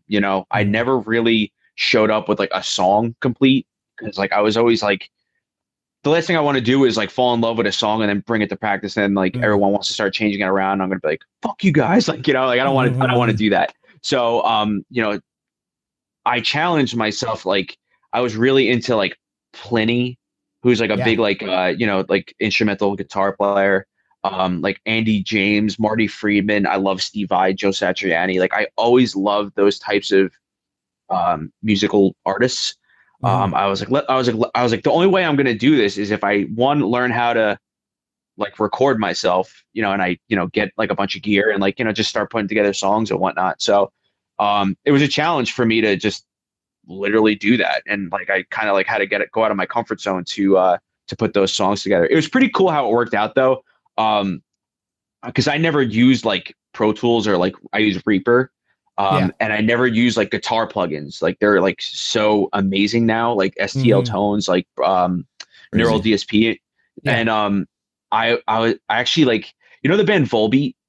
Yeah. You have a couple of covers of them too, right? Yeah. I did a contest, like Rob Caggiano did like a thing where he would like pick a couple covers to win. And whoever won gets like a free version of like his new plugin from STL Tones. And like a set of pickups or whatever. And I was like, let me do a cover. So I did a cover and he picked me as one of the winners. And I like was so pumped because like for the most part, I really just wanted to, download the plugin and like, use those tones and whatnot for the solo. It was very inspiring. Like I was able to, put that plugin to good use and just like write a bunch of songs like for my solo project. So I have 3 songs like recorded. 2 are out right now on YouTube and on Spotify and all streaming platforms. But I have 1 more and it's in the works. It's cool. It's in the works. I have to believe it or not, putting the songs together was pretty easy. Recording it was a great time, but like doing the marketing is a little bit of a pain in the ass nowadays. I can't just go and upload it. Yeah. As most artists, they can't just put it on MySpace anymore. Yeah. There's like, there's this obligation now to be a promoter for yourself no matter what you do. It's not like, oh, it's gonna find the right people type thing anymore, right? Like it's not like, oh, I'm just gonna throw it and see what happens. You actually need to do a lot of promotion. Yeah. So. Like I said, man, MySpace, you would throw it on there and everybody would be able to hear it. Nowadays you put it on like you put a video on like Facebook or Instagram and it just goes plop right to the bottom of the feed unless you put some money into it. But hey man, it's been really honestly like the when I announced that I was doing it, the response that I got from like just like friends and like people that I like friends that I made like over the years from Float and Enigma Machine and whatnot, like people were like pumped on it. I think people like seem to enjoy it, even though like it's like a little bit more of like a niche kind of sound. No vocals or anything. So it it's just a made good me time for that though, stoked. right? Because there are a bunch of bands that are like popping the fuck off that are kind of, you know, you name plenty, but Yeah, like, you you look know, at Polyphia. Intervals, Polyphia, yeah, like all these bands are doing Exactly. it in a big way, and it's not necessarily like solo artists all the time, but it's like that Mhm. same kind of vibe that they're going for, right? The very guitar focused kind of instrumental music, progressive stuff, right? And Yeah. while I'm here, like we're talking about that belief, yeah, I think they're awesome. Like it does something that helps like my anxiety somehow. Like I'm listening, it's just relaxing to me. Like I'm just like because there's so much It's easy shit listening. going on. You can't, yeah. yeah. It's easy listening, and it's like it also kind of makes you want to quit guitar. Yeah. Oh, every time. Like it makes me very like I'm very aware that I'm a chugging guitar. I don't even say that I'm a guitar player. I'm never gonna say that. I play guitar because I do solo stuff and I'm doing riffs, but like I hear that and I'm like, I never played guitar in my life. I never that's playing guitar. I never did. Those dudes are something else, man. But Crazy. yeah, like you said, like I love like the fact that like, you know, there are a bunch of like these types of artists like that are, you know, Yeah. up and coming. So, you know, I'm just gonna keep on keeping on doing my thing. You know, if a band comes around, they're like, you know, we need a guitar player, like, you know, at least to like play locally or whatever, you know, like a heavier band, I'll do it, you know. But Yeah, I was gonna ask what your relationship with deathcore is in 2024. Is it something you still fuck with heavy, or is kind of I something you do. listen I less mean, to but now? Yeah. I love the bands that are out. I mean, like Lorna Shore, like those guys are from like, you know, like I work in like the town where they're like Adam and Austin like live, I think. Mhm. So, you know, like seeing them pop off and like just be like I guess like the biggest band in deathcore, if you will. I think that's fair to say, right? Absolutely, Um, 100%. Yeah. No contest, I'd add. Newer band, Yeah. you know, well, even though they're not that new, but like, you know, more up and coming, like seeing them just like be like the Kings lately, like it's very awesome to see. You know, just like hometown guys. We believe it or not, we never really played much with them back in the day. I think we played one show at Lorna Shore, and it was in Well, like they Long kind of Island. started near you guys' end of the career, right? Yeah, I remember we played our last show. You know, one of the them. last shows. This was like the real one. The real one. Okay. Before, yeah. And I remember I like Lorna Shore just came out with what's that EP that they came out with? The one with the Godmaker Bone? on it. Oh yeah, my god! Yeah. I always only remember the names of the songs on that album. Wasn't it like Magnific, like something? yeah, with an M? Maleficium. Maleficium. Yeah, Maleficium. Yeah. They just came out with that, and I was like, oh my god, this band's gonna be like It's crazy. Mm-hmm. I feel like we're like not that I'm saying like we were like the New Jersey deathcore guy, because there was like a lot of good bands or whatever, but like like we broke up like and they just came out with that. I was like, here, like I feel like we were like passing the baton, like you guys do this, you know.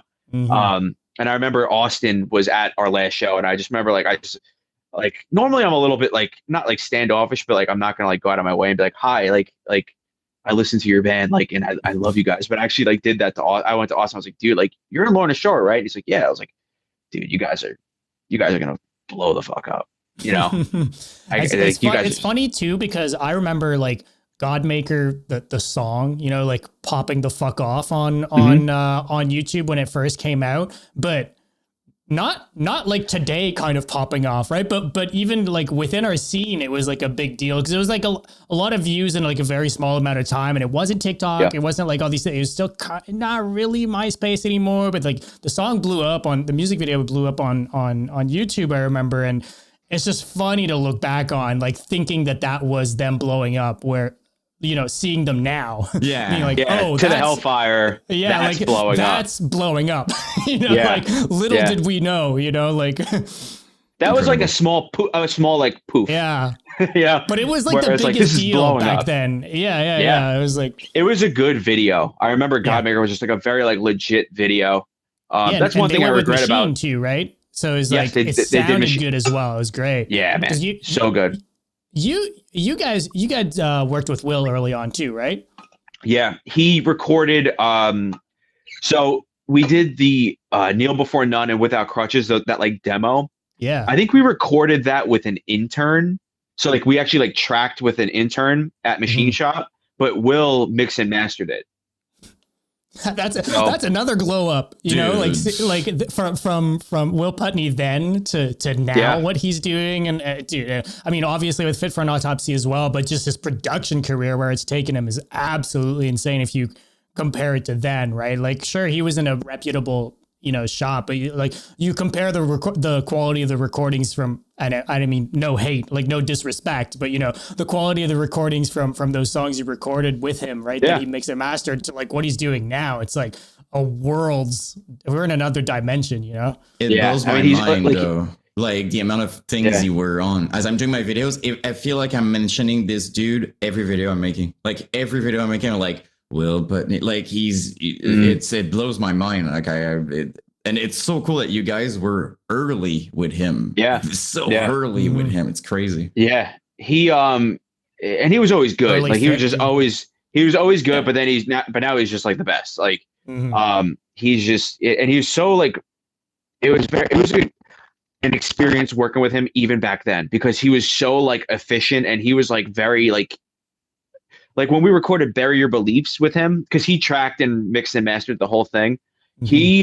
I remember like it was a little weird because he was like get together, set up your gear. We're gonna record like a scratch track, if you will. Yeah. Just to kind of like, I guess, get the tempos down or whatever. And he was like, and then the drum recording was first, and he was like, I don't want you to play the kick drum. So he was going to Mikey, and he was like, don't play the kick drum. He goes, I'm gonna put a pillow in front of your like the beater. And he goes, I just want you to focus on hitting the cymbals and the toms and the snare as hard as you possibly fucking can. He goes, don't worry about your feet. And Mikey was like, I don't know if I'm going to be able to do that. Yeah, it's so weird for a drummer to just be like, turn half of your body off to what you're used to doing day in, day out. And he's like, just trust me. He goes, I already have your kick track done. He's like, it's already done. Like, I took it from your scratch track, like, because you played very well. Mikey was his feet were he was excellent. So he was, I already have that like recorded. He goes, I just want you to it's a Will Putney scratch track too, so it's probably decent enough. Yeah, right. Yeah, it was basically perfect. But he was like, just hit the drums as hard as you possibly can. So, you know, that was one like, I guess, like studio trick that like we, you know, never experienced before, you know, and working with Will like early on, like even he had that like down. And I remember he was like, well, what do you guys want like the guitarist to sound like? And this is one thing I was like, I like kind of regret a little bit, because everyone was like Suicide Silence. Like off the bat, like Suicide Silence, we have to sound like Suicide Silence. Like that's it. And he really like did make us like, he had us like sounding like them, like tone wise. Now, Suicide Silence, as great as they are, like their tone isn't necessarily my favorite. I like a little bit more of like a smoother tone, where like, as opposed to like super gritty. So I think I like going back, if that's one thing I could change, like I would do that, but he like nailed it, like what we asked for, you know? So it's all good, man. But no, it's like, we were talking about bands blowing up. Like if we talk about Fit, I mean, like Fit Fit too, right? So you're saying you played with them like on their first show type thing, like that's the crazy glow up to see too, right? Yeah. And they didn't even have Nate Johnson at the time. They had our buddy Nick Shedlock singing vocals for them. And then Flow Face Down's last show in 2009, you know, the one where I was joining a Fascinate, Fit for an Autopsy played that show too with Nate Johnson. And that was like right as they signed to that sub label of metalcore, Metal Blade. What was it called? I don't even know. They were on E1 for a bit, were they not? This is before that. Black Market Activities. Oh, yeah. Oh. Yeah, that 100%. Was a sub-label of metalcore, I believe. Yeah. But yeah, man, I just saw Fit for an Autopsy open up for Exit, or Exodus opened up for Fit for an Autopsy. Okay. That was like, that was one of those like full circle moments where I was like, wow. Like I'm like going back to, you know, 2008 or whatever, when their first show or whatever, and now Exodus is opening up for Fit for an Autopsy. It was just insane. And crazy. It was Darkest Hour, Exodus, and Fit, and it was just cool because like I knew those dudes. Like Tim from Fit was in The World We Knew, and we toured with them before in Canada. and they were like kind of like more local too. They were from Long Island too. So, Mhm. um, so like just seeing them too, it was like yesterday. They're like, "Yo, what up?" Like it was just, still like they're still super humble, and they're just like one of the sickest Dude, bands. the So the world we knew, they hustled so much, dude. Like that was a hard fucking working band. They toured so much, man. For like the amount of what they got in return, I feel is like criminal, right? But it's cool. It's yeah, cool to see someone like him, then do Fit for an Autopsy and actually get something going that clearly he deserves, right? Like clearly a oh yeah, great great guitarist. guitar player. Yeah. Um, I feel like the world we knew, like they were like it was tough because they like were getting big. I know they were on Jamie Joss's label, Hmm. but they kind of had that a more metalcore sound. Whereas like in 2008 with deathcore, like really Yeah. getting super big, like they kind of like were still relevant, but like their sound was like a little bit, I don't know, past like past like a And they little were they bit. were basically just touring with deathcore bands too, because Yeah, that's what was popping. They were touring with like the King Conquerors and stuff like that. Like yeah, we did that's the King Conquer World We Knew float tour, and like they didn't yeah. really fit in, but they still it was still really great. Like they still were very tight, and they just crushed it every night. I And was I telling was you, yeah, go ahead, yeah. sorry, I was just saying, like, I was proud when you told me that you liked the crowds over here. Like, you said that I you was just played. gonna say that. Okay. That's you literally read my mind. I was telling Yan the other day. I was like, props to the Canadians. I really loved touring Canada because you guys, there you had your fair share of like people like moshing and going nuts and whatnot, but there was a lot of people at a lot of the shows that were just like very into the music and like Mhm. admiring the drummer, the drumming, the guitars, the bass, like not just all like wow, you guys sounded really heavy. It was like wow, like your guitar playing is great or your drumming is great. So Mhm. props to Canada, man. Props to Canada. You guys got That's great, what we great, do. great, great music fans and hockey. So There it There's is. Yeah, I noticed the hat. a lot of both. Yeah, that's for yeah, sure. we had a I hard time. I got to tell you, man, we had a really hard time getting into Canada. Well, Mm. we almost didn't make it into to they the make tour. it as complicated as possible. Like, I don't think it Well, could be like from what I hear at the very least. well, the world we knew and King Conquer got right in, I Oh, okay. believe. But we rolled up our van like we actually like somebody hit the front of the van, so it was all bashed in. Oh boy. So but it still worked, and we were too broke to get it fixed. So we were still driving it. So we roll up with like in our van that's all like dented and like a random like a tire store trailer. So we looked very sketchy. Like Mhm. I don't blame the Y'all you just know did a the hit and run and headed to I Canada. don't blame the the customs or Yeah. whatever for putting us aside and questioning us. They brought the dogs into like our van to like sniff out Hmm. for like weed and whatnot, and they were Ron, it like, probably didn't help too. I mean, like, look like a no, freaking no, badass and all that. no, It probably no, didn't help. Yeah, no. okay. I guess it makes I guess it makes sense. If it makes you feel any better, it's clearly way harder to get in now than it was back then. So Sure, yeah, sure. Yeah, But no, we that's what got I'm in, saying. and it was a good tour. So the rest no is problems history. coming back home. No, coming back home was easy. We went There right we go. through, but getting in was pretty tough. They Getting in say was we're tough. nice, but You never know. that doesn't include customs. Hmm. Well, And we went in through Detroit, so Hmm.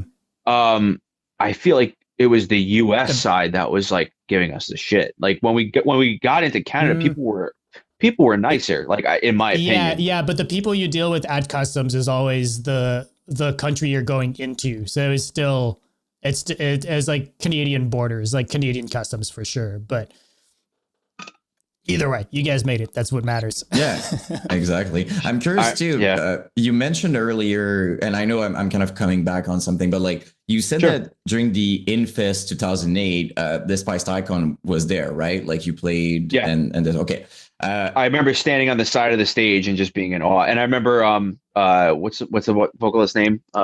Alex or Steve, Steve? Steve, Alex. I remember like he like walked us the stage and I like gave him like a hug. I was like, yo, you guys are so good. Yeah, Wow. he was so cool. Like it wasn't like get the fuck away from me. He was like, hell yeah, dude, cheers. That was my next question, because you mentioned that the Spice was like a huge thing for Run, right? So I was Yeah. like, was there a full moment there? You just answered my question. Like, you just answered my question. Basically, yeah, it was.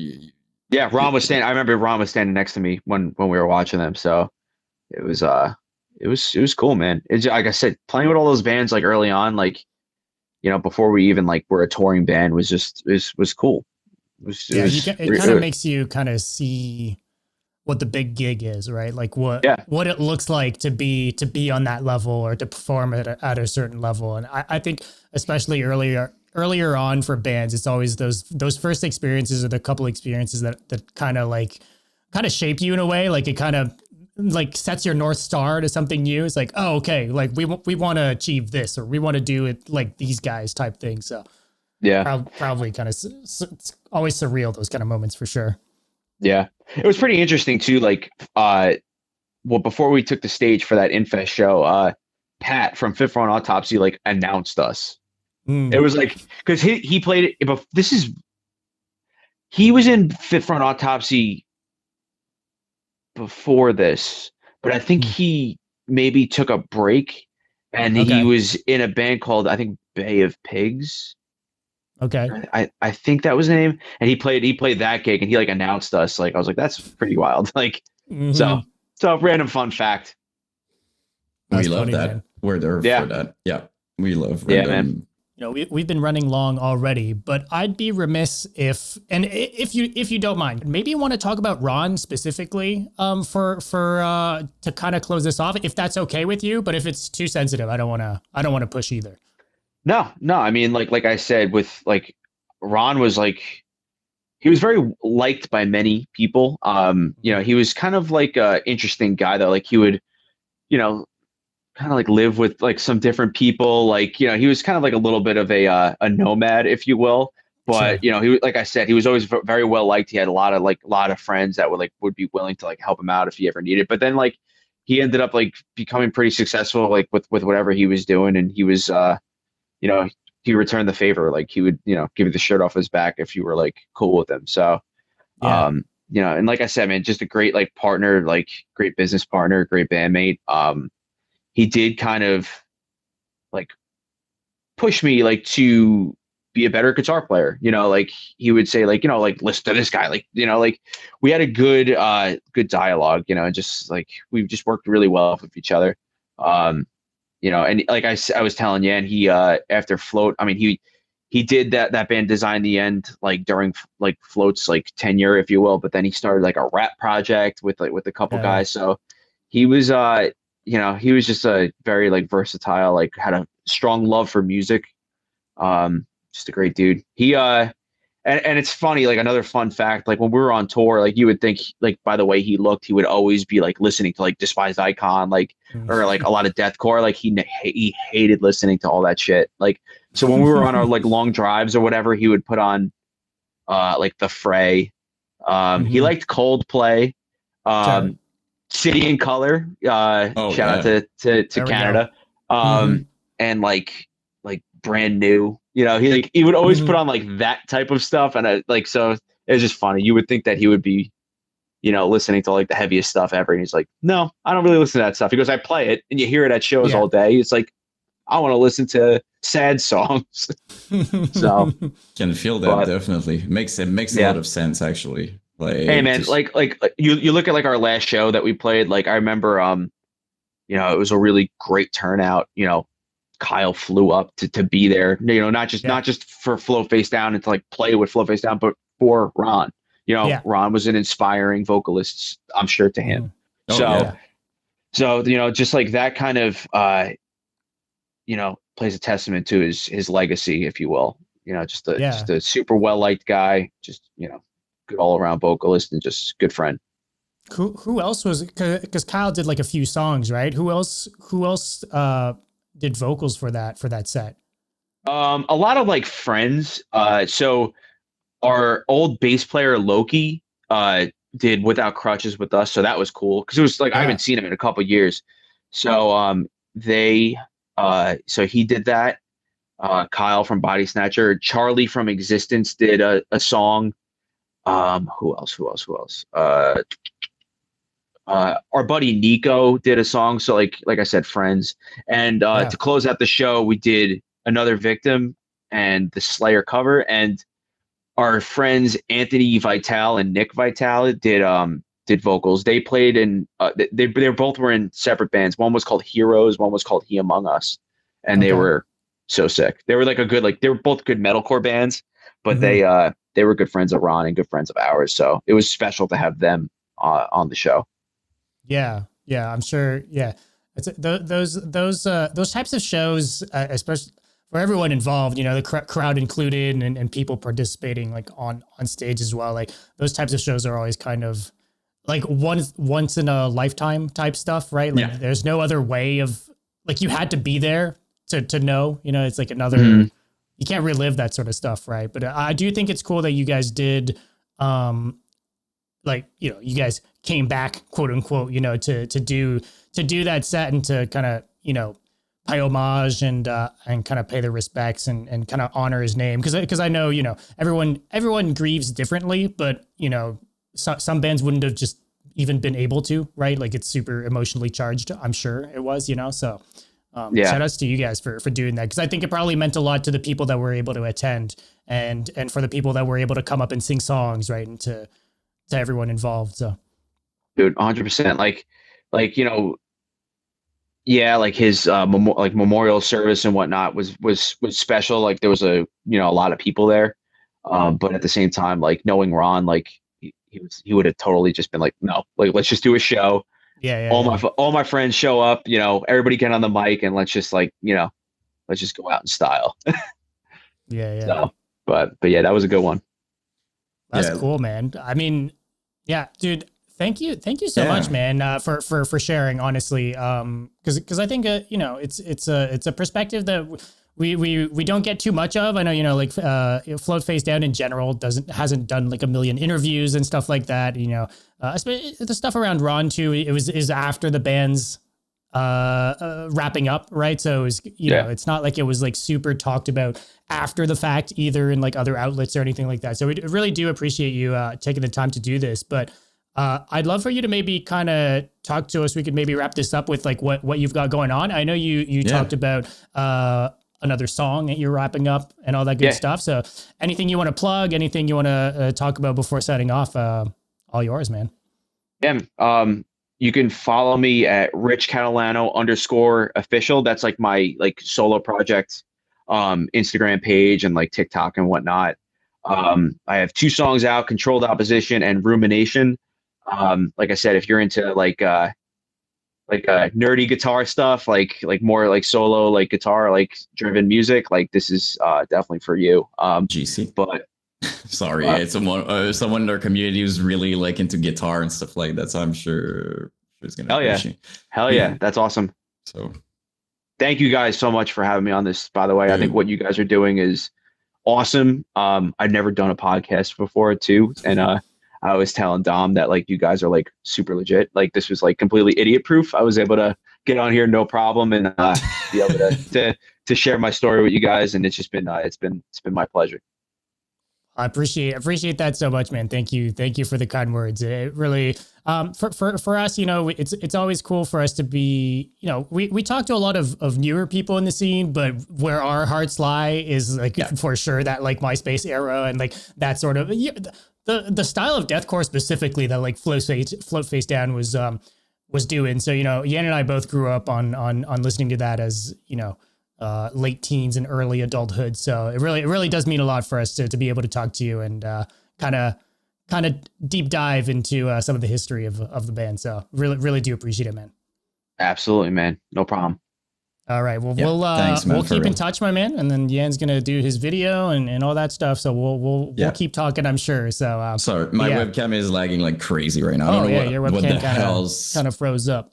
It's broken, but thank you. You still hear me well, right? Yeah, we're good. Yeah, So thank you for real, because like Dub said, like it's super important. The video is super important for me as well. Like I really wanted it to be documented, both for you, for the band, and for Ron, like two super important things for me. So I'm stoked and nervous to send you the final version to make sure that everything is fine. Don't be nervous. But I appreciate you, man. I appreciate you putting this together, and it's been fun, like kind of going into the archives and just sharing some of our underground stuff that, like, you know, is not exactly accessible anymore with you to include in that video. So looking forward to it, and you guys are awesome for keeping bands like Float Face Down, like keeping them relevant, alive in a way. So thanks, man. Thank you so much. Really appreciate, dude. Absolutely. All right, I get updated. Yes, sir. We'll catch you soon. All right, and enjoy right, your fellas. night, my man. All right, fellas, take care. Thank you. Take care, man. Take care.